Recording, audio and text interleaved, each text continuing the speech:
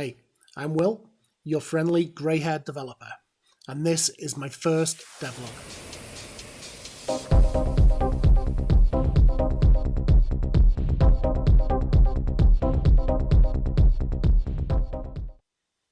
Hello again, and welcome to my first video.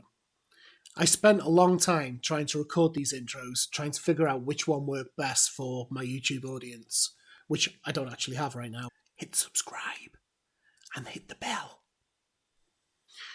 And one thing struck me, that I spent so much time trying to work out what I was going to say, how I was going to say it, and how I was going to look on the camera, that I kind of lost myself during that process. So one thing that I'm absolutely going to do in all of my videos going forward is just be me on camera. When I'm working on a project or I'm demonstrating or explaining my thought process behind making games so I can help you guys, I'm going to just say what I mean around those things. However, when I'm explaining something that I'm working on the actual project itself, or a tutorial on how to do something specifically, I will detail that properly, and I'll make sure that that is chopped and edited correctly. But these intros, I think I just be me, and hopefully you'll all like what you see and subscribe and hit the notification bell, show me some support as I start not only my game development career, but my YouTube channel as well. This is my first time doing YouTube videos. I've invested a lot of time and as you can see, money on the quality that I can produce. So I'm not looking for my YouTube channel to get super crazy busy, but I would like a bit of an audience to demonstrate my games to, and to help. Because I will be posting lots of tutorials. I will be posting tutorials on modeling in Blender, tutorials on Unity, game development in general, code performance. I'm very big on things like memory management.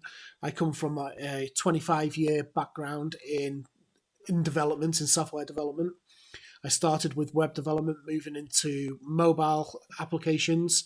I have my own agency in the heart of Liverpool called Pixelbeard. We do native iOS and Android applications. We've now moved over to progressive web apps as well. So I've got a large arsenal of languages behind me. I'm actually a full stack developer over Java, for Objective-C, Swift, PHP, all of the standard web technologies. But game development is something that I've always wanted to get into, but I've never really had the time to do it. Whereas now, especially with quarantine, I'm able to work from home a little bit more, so it gives me a bit more freedom to actually start off some little side projects such as this one. I've spent the last year working through the courses on Game Dev HQ. Jonathan Weinberger is a very, very good teacher. I've been doing them with my 13-year-old son. We sat down, did all of the first 3 courses. We really enjoyed it. However, my son is more of a Roblox kind of boy, so he wanted to do some more things on Roblox, on the game studio creator there. So I'm letting him go off and do that rather than push him into the Unity side that I'm going through. But I'm going to help him on his journey through Roblox development and see what comes of that as well. There are a lot of really good content creators on YouTube for this kind of thing. You've got the likes of Brackies, Blackthorn Prod, Code Monkey, Lost Relic Games, Thomas Brush, Jason Wyman, Mix and Jam. Oh, and also Infenzia. How could I forget Infenzia? These people all create really, really good content, and I hope that I can get the quality of mine up to that kind of standard.